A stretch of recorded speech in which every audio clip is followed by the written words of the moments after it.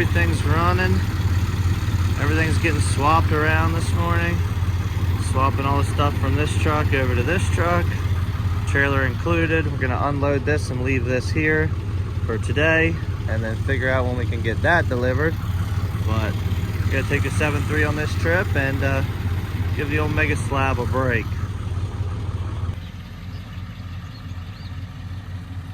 Man, this is trailer switching made easy. And someone will get their butt up and help you at 7 o'clock in the morning.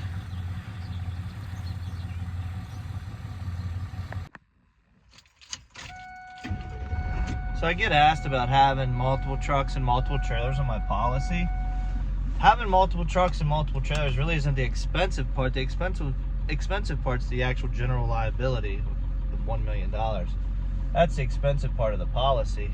So adding a truck or trailer that, I'm not adding a brand new truck that has a $70,000, $80,000 value. You know, I'm adding a $10,000 truck and a $30,000 truck or whatever. It's not that big of a deal. And the single cab's not on my commercial policy anymore. It's on my personal policy. So it's not that expensive. What was I gonna say? Oh, and people ask me why I just use magnets for my DOT numbers. Like, you see how I cycle my trucks. I'm in one, I'm out one. You know, I just swap the magnets from truck to truck. But the reason I don't letter, like even the 7.3, is I let people borrow my stuff. Like if I have a buddy that needs to, you know, move a trailer or go pick up a truck that's broken down or whatever, I'd rather not have him get hassled if he's just borrowing my truck to, like, for personal stuff. Like if his truck's in the shop and he wants to go, like, you know, racing or whatever it is, like I have a couple buddies that drag race, whatever it may be, it's like, yeah, just take my truck. And I don't want to have to, like, them pulling a trailer with DOT numbers on it, get hassled. They're not used to dealing with a stop like that. It's just like, it could turn into a fiasco, even though doing nothing wrong. He's doing nothing wrong, but in the officer's eyes, it's kind of up to their discretion. So we are headed to Hagerstown, Maryland right now to pick up a truck. Just one single truck, that's why we got the flatbed, and then we'll be headed down to South Carolina. Got add a little juice to the mix. ATF is ATF. I just buy stuff from the dollar store. I find it works just as good as any other additive in the 7.3. Add a little bit every time we get filled up, which I'm happy to see the price of fuel going down. And what's that? What's loaded on the trailer? All right, well, we're stopped to do a load check. So let's talk about what we got here. This is a brand new, I think this is a 24. 1500, it's an AT4, but this is my new gig hauling these trucks. They'll be coming with wheels and tires, and anywhere from a leveling kit to a 6-inch lift. This one, looks like this one only has a leveling kit, I'm pretty sure.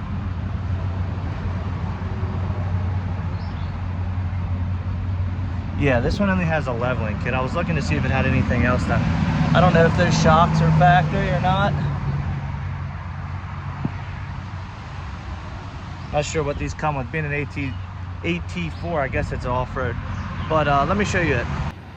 I know I'm sitting here in the shade, but it's a little warm out, so I decided to do my load check in the shade. So they're all crew cab short beds, all of them, every single one. Now, if it wasn't for having direct customers, like this customer, a truck bed customer, maybe like a handful others, I honestly don't know if I'd still be in business or would want to be in business, considering the way the market is. All you do is see people getting out of business and complaining about it, because it's tough out here. But for something like this, I landed a pretty good deal. I get to haul these for the foreseeable future, 99% of my work. Now, I'd say probably,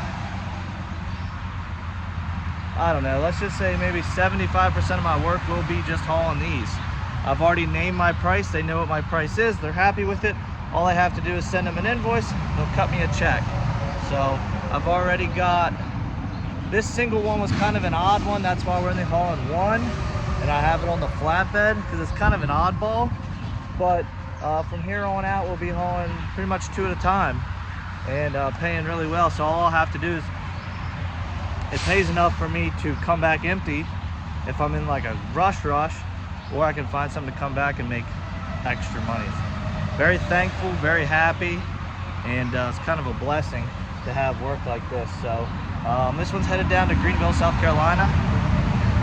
I'm going to finish my little break here in the shade and keep on going down the road. Now it looks like these guys are having fun. Got this massive oversize here.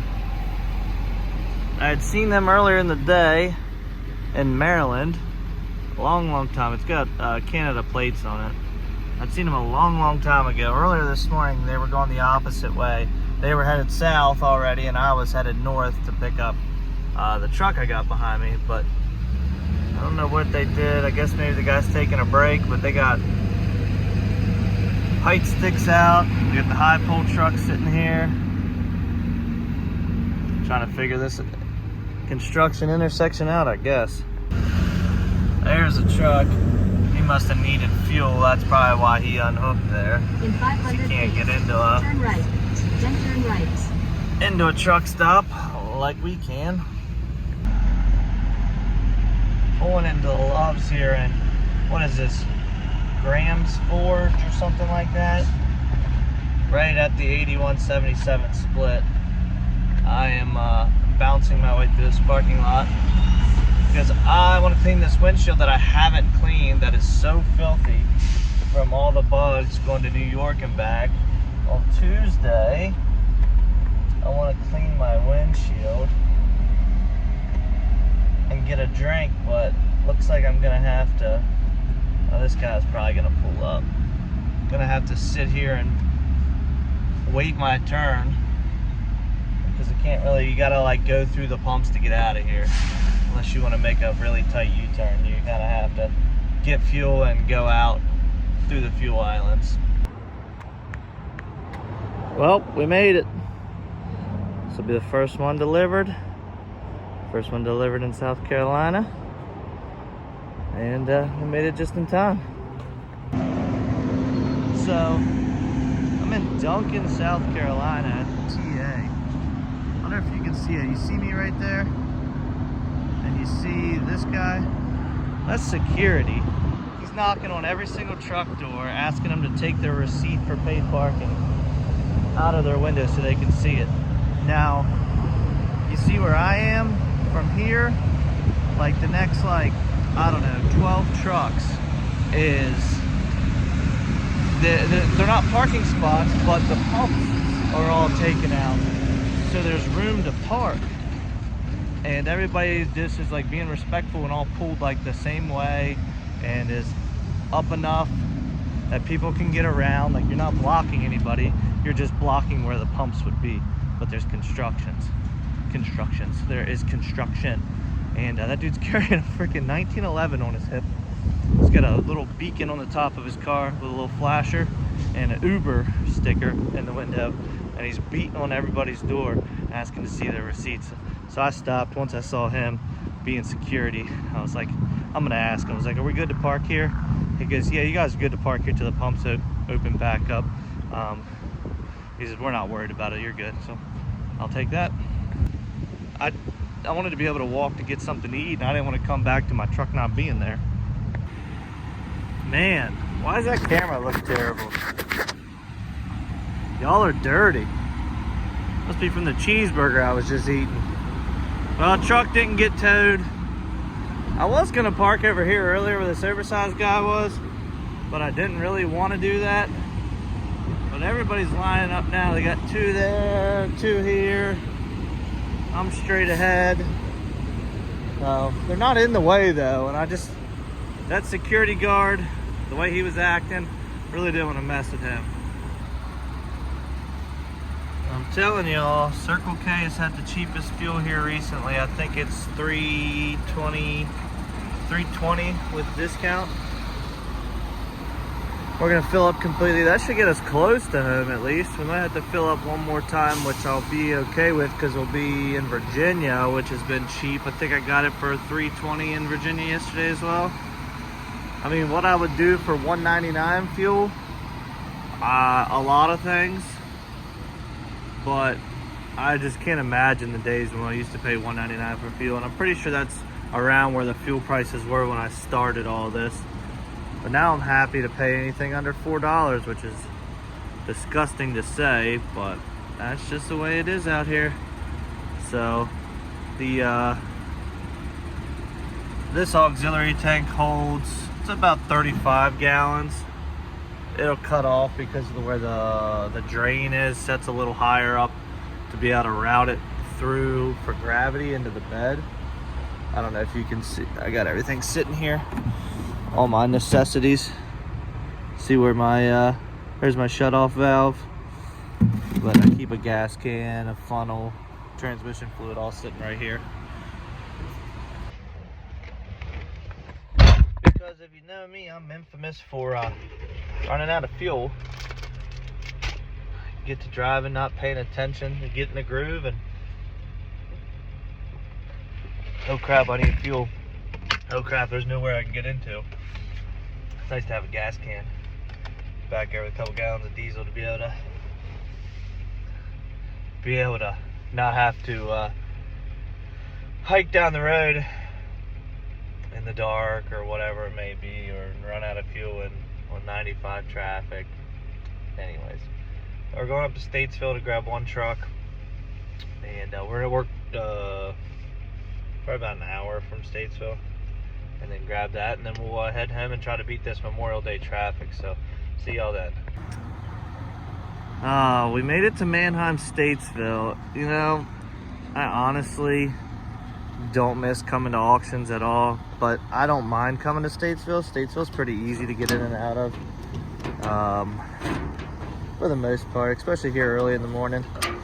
There's some Mannheims, I mean, they're usually the ones closer to the big cities that are terrible to deal with. I hate Baltimore, Mannheim, Baltimore. Where else have I been? Mannheim, Dallas, and Mannheim, Fort Worth was always a pain. Usually like the big city ones are, it's just all about the employees there that work there, and vehicles get lost and things like that. That's a Z Brothers truck. They have a lot of trucks, and they all have brush guards on the front of them. That's how you always recognize them on the road. But you got to walk up these steps right up here. I'm gonna get up to the auction and find this single truck I'm taking home. Dang, this thing is a gem, boys. Of course it won't start. Why would it? This thing does not have a straight panel on it.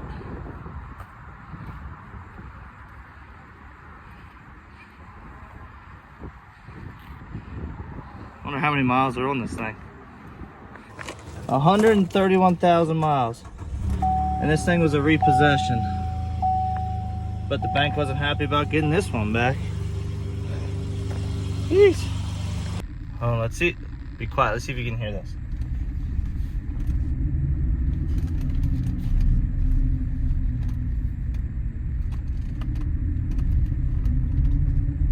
No, the amount of water that's in the dash of this thing sounds like a waterfall. Also, rear end's binding in this, so every time you make a turn, it feels like it's in four-wheel drive, which it's not.